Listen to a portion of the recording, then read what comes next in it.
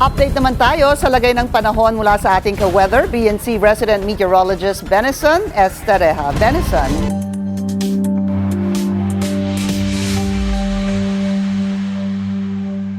Benison. Pink magkasamang init at ulan ang naramdaman at mararamdaman sa mga susunod na araw sa bansa. Yan po ay dahil pa rin sa easterlies or sa hanging silanganin dito po sa may Pacific Ocean. Speaking of Pacific Ocean, patuloy pong pagmamonitor natin sa low pressure area sa labas ng Philippine Area of Responsibility. Kaninang alas 3 ng hapon, namataan ng LPA 2,375 kilometers silangan ng Visayas. Ayon sa Pag-asa, posible po itong maging mahinang bagyo o tropical depression bukas araw ng Biyernes o sa Sabado. Sa gabi naman ng Sabado o sa araw ng Linggo, papasok ang nasabing bagyo sa PAR at bibigyan ng local name na Francisco. Si Francisco po ang magiging pang-anim na bagyo for 2026 at pangalawa naman sa buwan ng Hunyo. Base sa latest forecast ng Pag-asa, hindi po ito nakikitang magla-landfall or lalapit sa ating kalupaan. However, posible po itong maghatak ng habagat sa kanlurang parte ng bansa at magdala ng malalakas na ulan by early next week. Kaya ka-weather, patuloy na pakinig sa updates ng ahensya.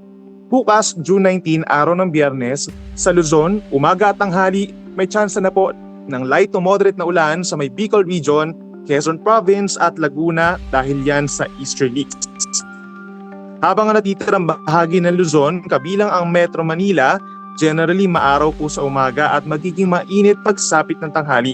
Sa hapon, may tsansa na rin po ng light to moderate rains sa may La Union, Benguet, Occidental Mindoro, Quezon, Palawan, Sorsogon at Masbate.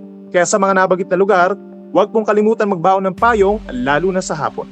Sa mga kababayan naman natin sa Visayas at Mindanao, sa umaga at tanghali ng Biyernes, mataas na po ang tsansa ng ulan sa may Aklan, Capiz, Northern Samar at Eastern Samar dahil din sa easterlies or silanganin.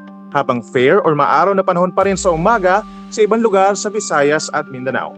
Sa tanghali at hapon naman, halos buong Visayas at northern portion of Mindanao ang magkakaroon ng pagkulimlim or cloudy skies at isolated na ulan. Posible pa ang localized thunderstorms sa may Negros Island region, Central Visayas, Leyte, Southern Leyte, Misamis Oriental at Bukidnon. Kaya ka-weather, magdala pa rin po ng payong sa paglabas ng bahay at mag-ingat na rin sa localized na baha at pagguho ng lupa. At yan muna napapanong balita ngayong Huwebes po, gigandiri sa bayan ng Basilisa sa probinsya ng Dinagat Islands. Ako po niyo ka-weather Benison Estareja na nagsasabing, ang swerte darating sa tamang panahon.